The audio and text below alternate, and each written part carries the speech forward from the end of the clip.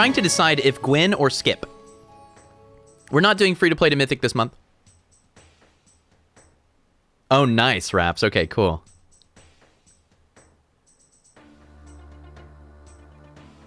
Yeah, it's true, Cartwright. Buying the trees without the plan to be able to put them in that turn. I was hoping to put them in that turn, to be honest. If we'd hit like a burning tree, I was going to try to slam them in that turn. And so I just want to play units, both heroes that I think are good and also heroes that I want to practice with. And I'm curious what Gwen feels like right now. Let's play Gwen. Let's play Gwen. We've played a couple skip games recently, and actually they turned out decently well. Wow. Let's play a Gwen game.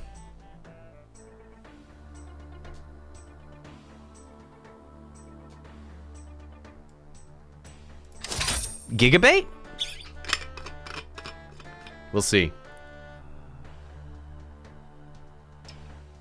But yeah, I mean, it's unfortunate because if we had landed that slay with Southern Siren, which was quite likely, we had 3 targets where we could slay, and we were only 3 damage off from slaying the Lance. If we had landed the slay with Southern Siren, we win there. So it probably partly came down to that. But getting another Southern Siren in or some other monster could have made a big difference, there's no doubt, right? I wonder if we're supposed to Knighthood a Polywoggle on this turn. Against turn 2 Merlin, it's a little dangerous. But waiting too long on your Knighthood as Gwen, especially with something like Blind Mouse purchases, feels risky.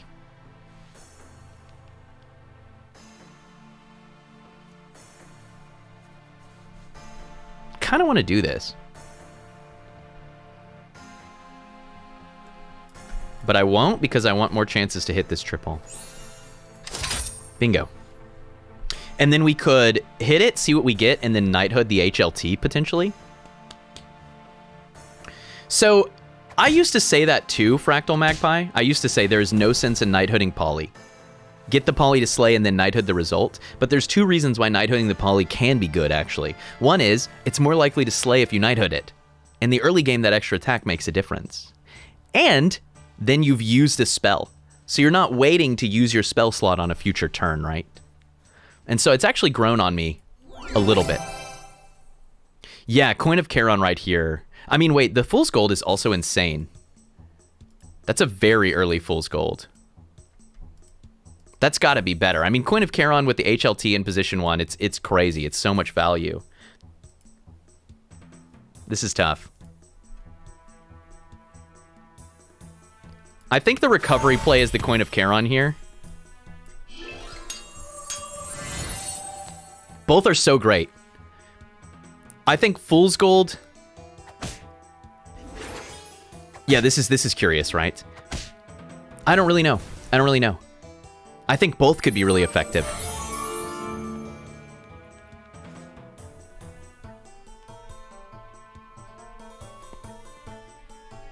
Double Rainbow Unicorn and a Candy Rain is actually pretty good stats. They're both 2 6s and they power up this HLT in the front line.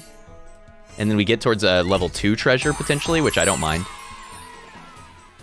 It was on our 3-0, which is a little wacky, but it's okay. Mummy with coin is dope. That's true. We could have just slammed a Mummy right there.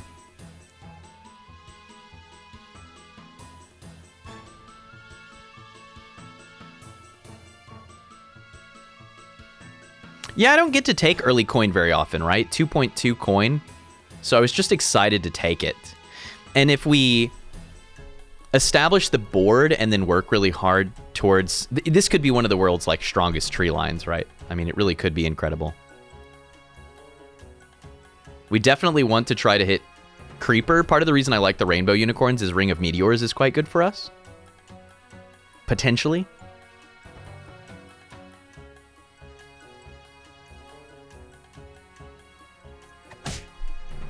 Nice hit. That was massive.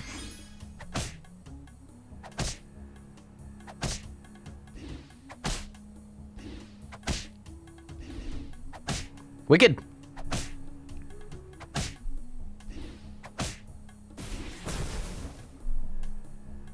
That's a way to play, Septic.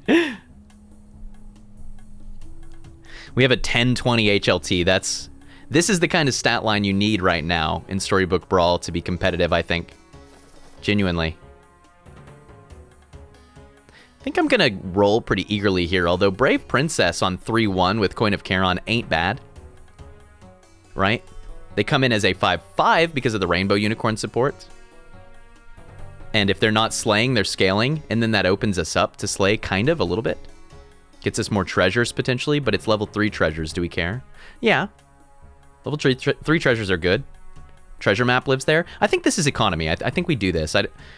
It feels a little bad to take stats away from the HLT, but I actually think it's good.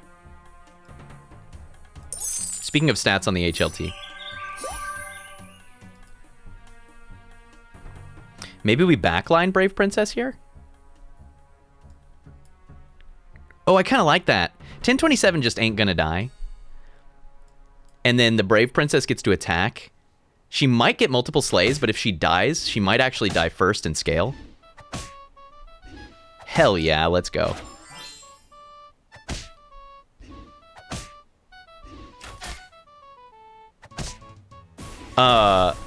Nothing died. Coin of Char-On, no. I didn't anticipate the outcome in which nothing died, I'm not gonna lie. Perhaps I wasn't being creative enough. That's funny. We were too strong, we were. Let's mix of this for a turn, I don't mind it. Push the Peter Pants a little bit. Yeah, that's insane.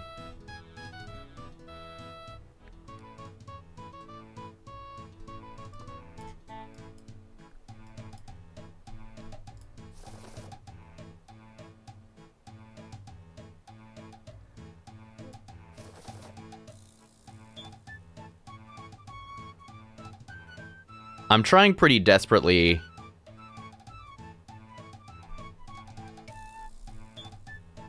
to hit Creeper here, I think. Yeah, that's money.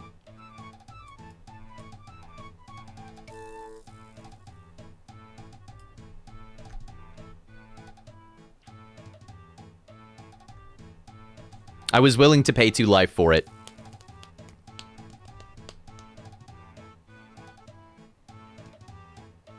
My coin value, I know, I guess I should have frontlined the Brave Princess. I'm not really sure. Nice. Slay Git. And the scale.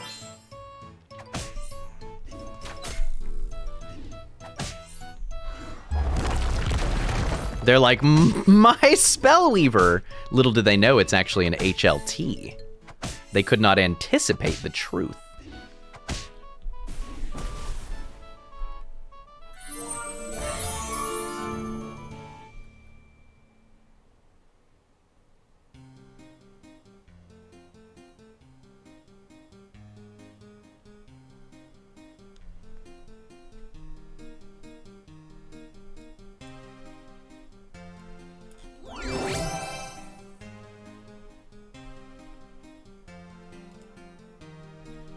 I guess I'll take a Power Orb.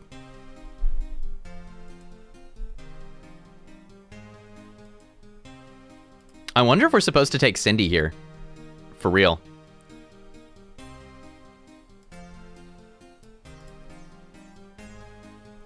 We could easily skip and go Cindy and the spell. I think I like Power Orb Cindy.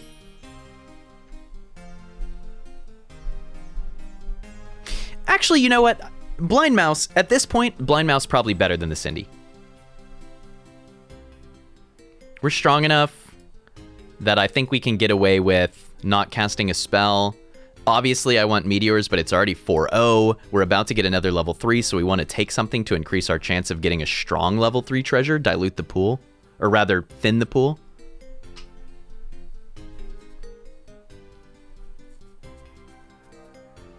No, I have Ares. I have Ares really wants ranged and tokens. I think. Oh my goodness. Every time I board a Blind Mouse with Coin of Char-On, it gets the Coin of Char-On value, no matter what. Everywhere I put it, no matter what, it's always sneaking that Coin of Char-On value.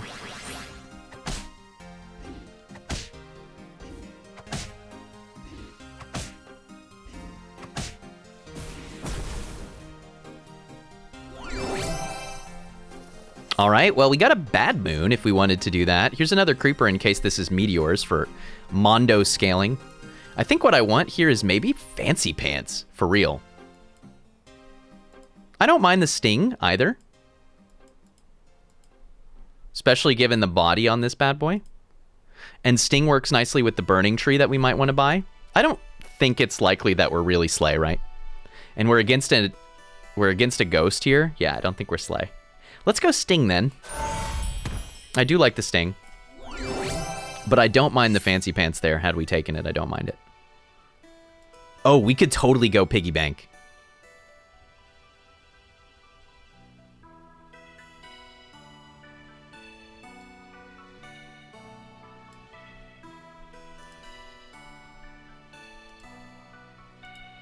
I wonder if this is ever just skip. I think it is. Skip. Upgrade this Brave Princess to a random 4. Get a friendly spirit. Maybe we should have taken the Bad Moon in hindsight. With this River Wish right here.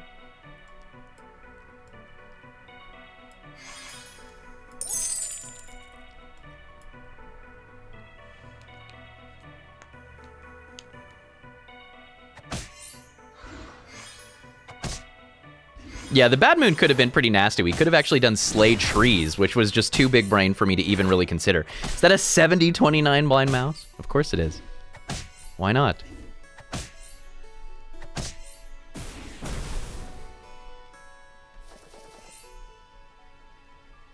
Yeah, we might have been able to do some farming there against that ghost. That's very true.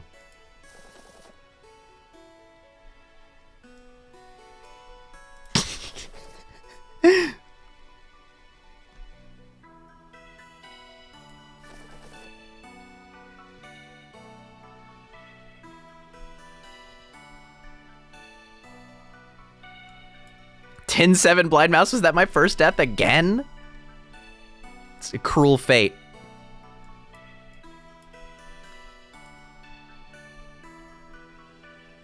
I'm putting a Nutcracker in because I think we can get away with it with a 31-16 Friendly Spirit and a 31-43 Happy Little Tree. And then we have a chance to get like Horn of Olympus. Not interested in Soul Tack with all that creeper power. I don't think we need it.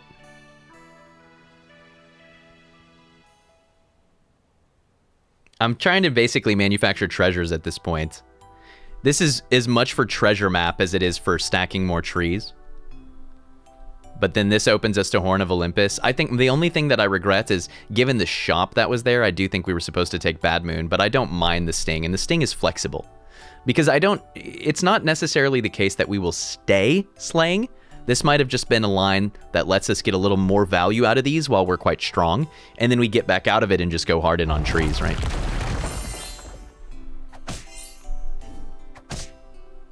Arctic Mist says, yes, the classic 90+ total stats on a blind mouse. A tried and true classic.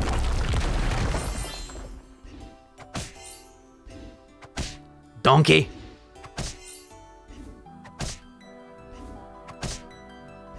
This happy little tree is ridiculous.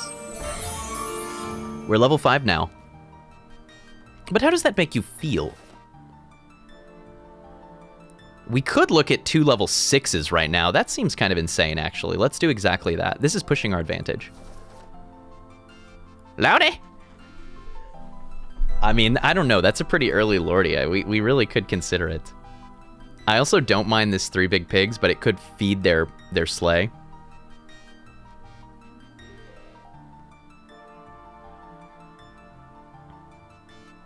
I just don't think we need these. Like, I think we're strong enough to not take these. But it's possible that on 5-0 you're just supposed to take Lordy and transition to dwarves. I think we might actually be bigger than that already, which is pretty rare, but we're certainly looking like we're going to be bigger than it at least. If we aren't already bigger. Okay. How to buy it all.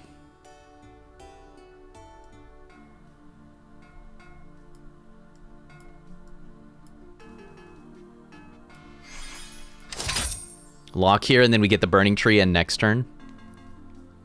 Yeah, exactly. We're so good on trees already, and trees have so much leg right now, right? Well, there's where we wish we had the soul tack, right? How do they have so much health on that dragon? Coin of Char-On and the 6 of shields. That's pretty good. Wow. Yeah, not a bad build, huh?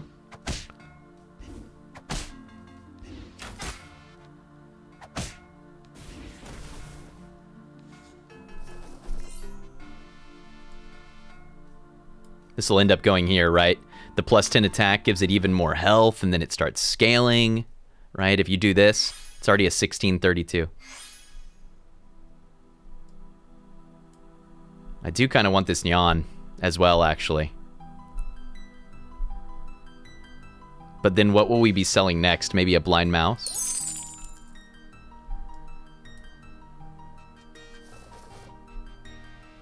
I don't think we're staying in this much longer. I'm skipping a combat spell as well, which is like a little bit bold.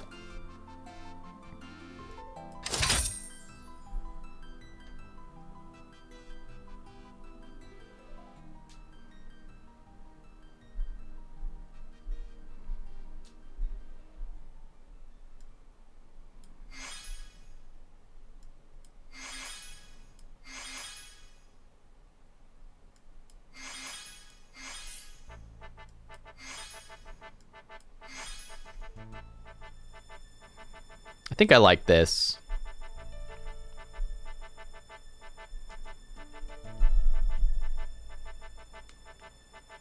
It's a very strong board, but it also has the potential to scale quite a bit. They took the 3 big pigs, huh? Curious.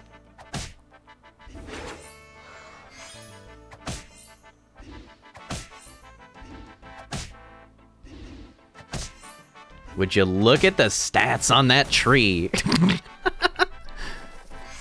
He's a big boy.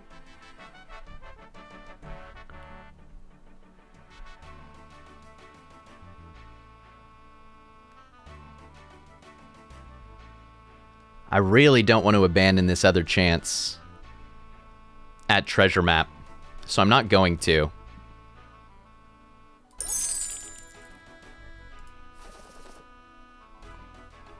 Gosh, the Shoulder Fairies. If we thought that we were going to lose, the Shoulder Fairies is so big. This is top board Peter Pants, so maybe they actually put together the combo. They could be really strong. Maybe we should be boarding this. But I think we're about to just be so disgusting if we just stay true to the line.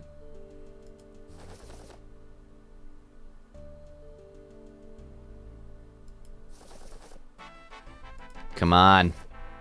All right, we'll take it, sure. Mimic, Sting, and Coin of Char-On. It's pretty gnar.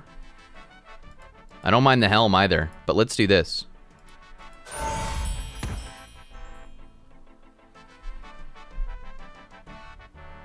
Because we now have a 3898 Burning Tree.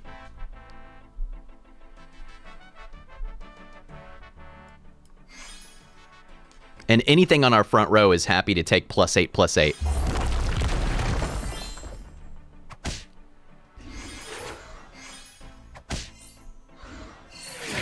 Your trees were so much bigger than mine, Tiki. Yeah, we had a strong tree start, and trees are strong, which is 2 applications of strong. Trees strong indeed.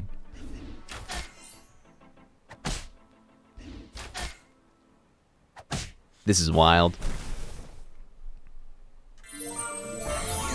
48 120 Burning Tree. Gross. I'm gonna skip here. Mimic Deck of Many Things is good. Mimic Forking Rod is good. I'm gonna skip though.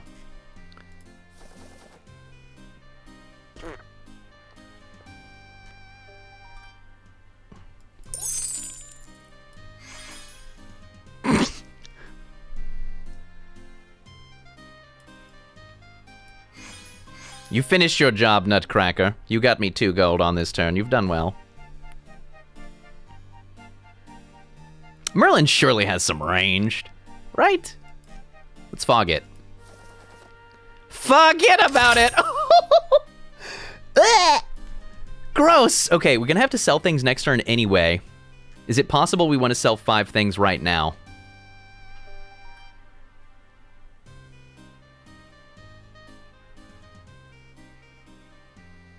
No, and the reason that I don't want to sell 5 things right now is that I do still care, as I said, about potentially getting that level 3 treasure for a treasure map.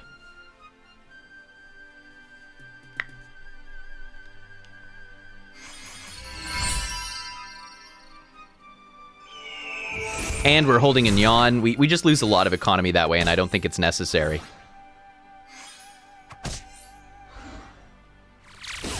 It's actually nice that sometimes our Heartwood Elders are dying, and then they're getting that Coin of Char-On value, so it keeps them relevant. So we can keep scaling to the moon.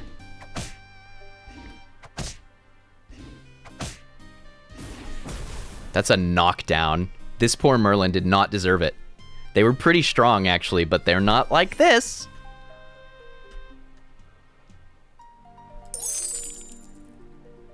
Maybe we sell out of the Friendly Spirit now. Feels wacky with how many stats it's gained. It could also just be the Creeper, to be honest. I think that would be very reasonable. Yeah, I like that. And that makes it more likely that we finish the other Creeper, which is the whole thing that's been holding us back to begin with, right?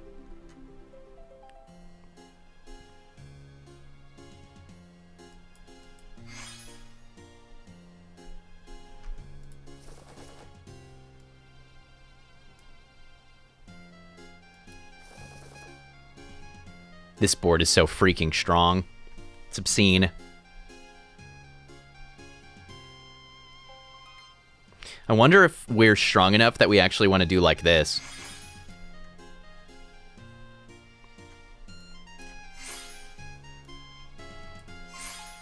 You know? Get some permastats on this Echo Wood just to protect it from miscellaneous effects on round 1. It makes us slightly more endangered right this moment. But it's an investment in taking first. Ah! Fork Ball 9th book. Very scary.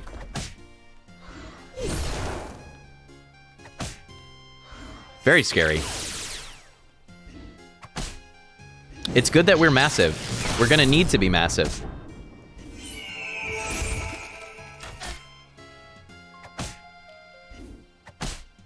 Wow. All that's just a tie. I mean, they're super strong.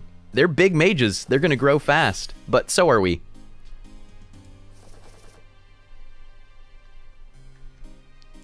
Feels feed the Kraken. Genuinely. All we want is to see our treasures and our triples. Let's just maximize those rolls. We're going to have to sell that unit anyway. And we're against a ghost this round. Ooh. Damn, that's too bad, actually. If this Knighthood were accessible right now, that's a lot of power. It feels weird to see the 54-75 Shoulder Fairies and know that it's just not relevant. Like, we're just going to be stronger than the Shouldy. But I do think it's correct. This is rough.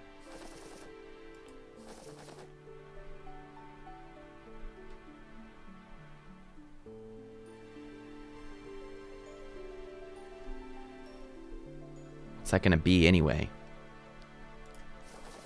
Okay. Like, I want that Nyan, but I don't want it at the cost of 4 gold. Lock for Pigo against either of these two, whoever survives.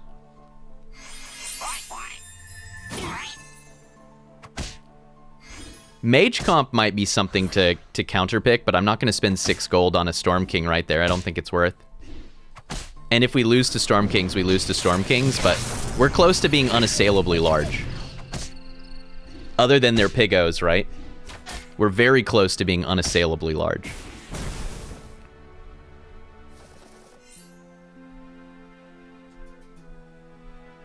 There's Morgan Le Fay back. Their build won't have really changed. They might have added some more power through Storm Kings. Pigo's still looking like the play here, because it not only takes down a unit, but it prevents them from casting a spell, right? There's the triple Heartwood, which consolidates our board a bit. I like it. And it could get us like, yeah, I was going to say, it could get us Horn of Olympus. Which is worth taking over Sting at this point. That's minus... Yeah, let's do that. Well, we could also just drop Coin of Char-On here, but the Coin of Char-On is still actually putting in a decent amount of work, and it's permanent. Let's go Horn of Olympus over Sting barely. Minus 20 attack, minus 40 health on this Burning Tree. Is that real? Nah, heck it. Let's drop the coin. We'll drop the coin. Don't drop the coin, baby. Drop the coin. What's up, Mustard Fist?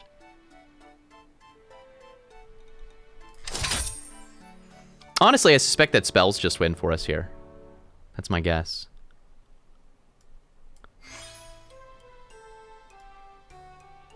One more round of upgrades on this Echo, and then we'll flip Creeper up front. What I really want is to find a Robin Wood. That would be great.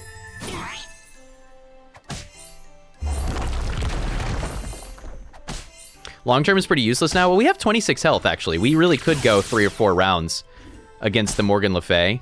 The thing is that with Forkball, if we don't hit Treasure Map, they are likely to end up being outscaled. They're likely to outscale us. Finally, I found my words. Oh, they won this round.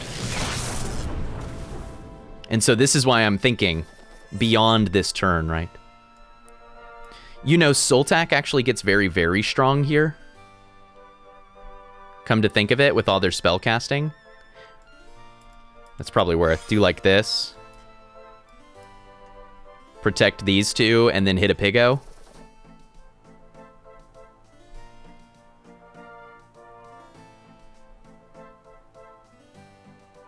We could go Healing Pot, Poison Apple, and lock for Knighthood next turn, and Knighthood Echo, and that might be enough.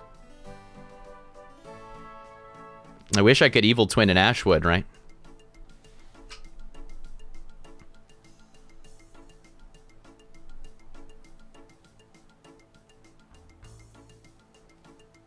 Jeez, seems pretty rough to me.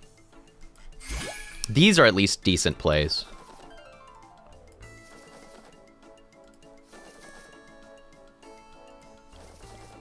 There we go. Level 6 treasure too. That could be. We could get Mimic Singing Sword here, and then we're so huge. Don't think the Echo needs protecting. Yeah, that's probably true, actually. It probably should be on the Heartwood, huh?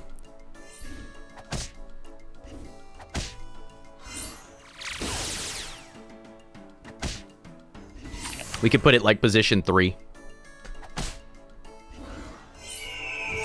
Storm King big. Piggo big. All right. Can we reach escape velocity with this Ashwood Elm, or will we perish, having risen so rapidly with the tree? Whoa. Mimic Phoenix Feather is kind of nuts here. That's probably it. I think we might even drop Horn of Olympus, although all of those plus stats are getting reflected. Keep as much attack on Burning Tree as we can. Mimic Phoenix Feather is insane.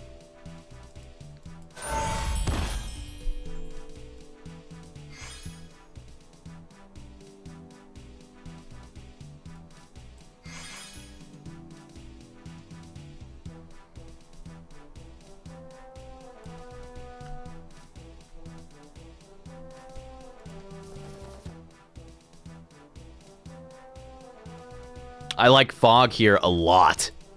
That actually might be a winning line. Hell, I might Fog twice. Okay. If we survive this round without winning, then we Knighthood Echo with the Mimic Phoenix Feather, and that is as money as it gets. It's just a matter of not getting Piggoed. That's really what it boils down to. Do we get Piggoed? If we don't get Piggoed, we're in pretty decent shape.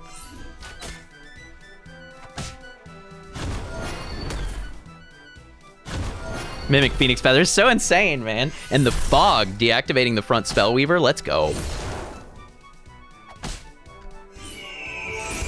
That's gonna do it. That's gonna do it. Yes! Yes, we brought... that. GG. G freaking G. I mean, they were horrifying. GG.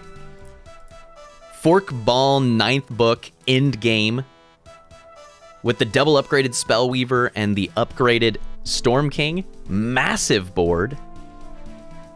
I thought for sure that they were going to overtake us there at the end with perhaps the strongest start I've seen in a long time, right? We took some Blind Mice, and then we Knighthooded a turn 2.2 Happy Little Tree.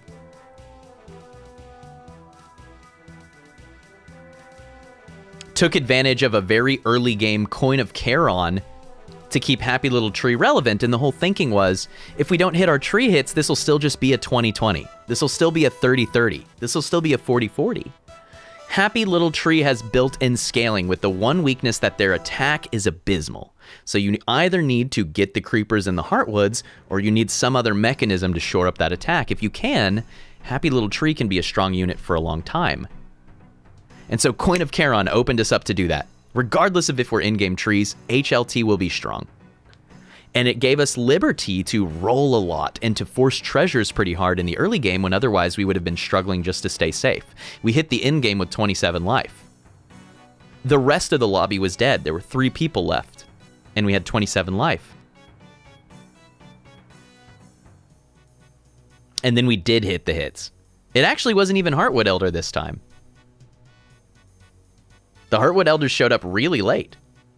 Like 5-0 maybe? But we already had a 40-40 HLT and a 35-35 Friendly Spirit off of the Brave Princess that we took because we had Coin of Char-On. Everything kind of spun out of Coin of Char-On in this game, right? Coin of Char-On let us hold on to that HLT without having to worry about whether trees would pay off. Coin of Char-On gave us a strong board, which made it easier for us to play Brave Princess, and Coin of Char-On meant that if Brave Princess was struggling to slay, she would be scaling. Everything spun out of that coin. That was the centerpiece for this game. Coin of Char-On enabled everything that happened afterwards.